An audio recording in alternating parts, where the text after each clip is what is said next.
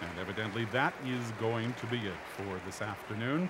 You've heard another Dame Myra Hess Memorial Concert from Chicago's Cultural Center, Michigan Avenue at Washington Street.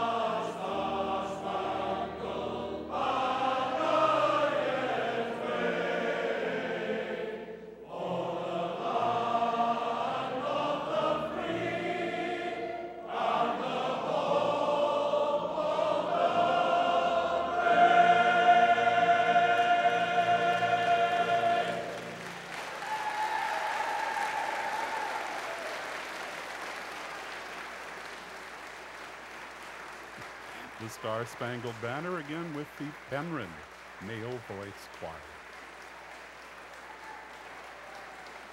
Well, I got the signal last time that was it after the Welsh national anthem, but that wasn't so. So let's just wait.